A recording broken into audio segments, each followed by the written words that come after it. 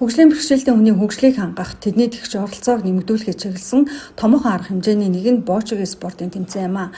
Тус тэмцээнийг Дархуул аймагтаа хөгжүүлэх анхны санаачлагыг хөгжлийн бэрхшээлтэй хүүхдийн эцгийн холбооны зохицуулагч Алтан Чимэг гаргасан бөгөөд 2024 онд Боочийн урам холбоо албан ёсоор байгуулагджээ. Тус холбоо нь улсын шүүгчнийг дасгалжуулагч 4, 6 наснаас эхлээд насанд хүрэхчид хүртэлх нийт 50 гаруй байнгын бэлтгэл сургалт хийдэг тамирчинтай олж үйл ажиллагаанд улам өргөжөнд хэлсэн байна. Би 23 оноос тэмцээнд аваад дэлгэнт аваад нэг хөрс медаль аваад анх удаа. Ойлгоо Улаанбаатар очоод яг хожигч таван дээр алт аваад. Тэгээ одоо энэ 25 оны тэмцээнд наалт авна гэж бодож байгаа. Хүний хүчний төв дээр бэлтгэлээ хийдэг. 7 хоногт 2 дахь 4 дахьт хийдэг бэлтгэл. Анх орохтой юу гэж мэдэхгүй болчихсон. Тэгэл манай алтаа багш зааж өгснээр тэгээ медаль авч эхэлж байгаа.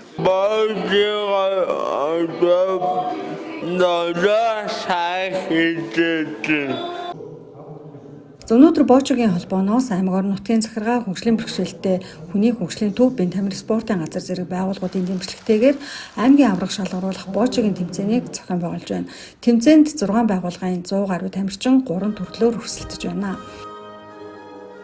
Нодлон тамир болохоор Дархан сумын эсрэг даргын дэмжлэгтэйгээр улсын аваргын одоо Боочгийн тэмцээн манай Дархуул аймагт зохион байгуулагдчихсан. За энэ жил бол бид одоо ингээд жил болгон уламжлал болгоод бие тамир спортын газартайгаа за тэгээ бусад одоо бүх зохион байгуулагч байгууллагууд энэ одоо тэмцээнийг санаачилж хийж байгаа Дархан уран Боочгийн холбоо гэр цэцэг тэр гүнтэй Боочгийн холбоо байдаг.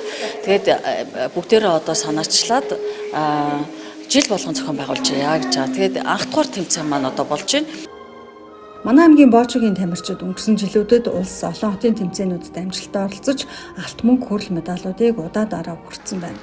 Боочгийн спорт нь шүглийн дугуй явагддаг төрөл бүрийн хөгжлийн онцлогтой нас насны хүмүүс хичээлэхэд хамгийн тохиромжтой спорт юм байна. Пара болон тусгай, рапа гэх 3 төрөлтэй хүн болгонд бүгдөө тэгш оролцох боломжтой гэсэн.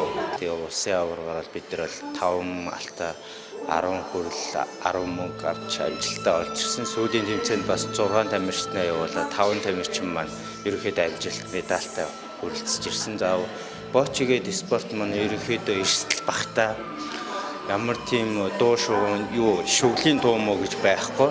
Тэгээд ерөнхийдөө ээлж дараалалаараа бөмбөгөө шийдээд малина болох цагаан бөмбөглөө хамгийн ойрхон бөмбөг тавьж чадсан энэ тэмцээнд нэг өрсөлдөгчөө яаж гарч ирдэг. Тамирчид 7 хоногт 3 удаа бэлтгэл сургуультаа хөгжлийн бэрхшээлтэй хүний хөгжлийн төвд хийдэг. За тэдэнд өөрийн гэсэн бэлтгэлийн байр байвал улам олон хүмүүс хичээлж энэ спортын хөгжил хийгээд амжилтч илүү нэмэгдэж олон хүмүүс өөртөө итгэх итгэлийг олж амьдралын чанарт нь эерэг өөрчлөлтүүд гарна гэж хөгжлийн бэрхшээлтэй хүүхдүүдийн эцэгхийн төлөөлөл багш дасгалжуулагчид ярьж байлаа.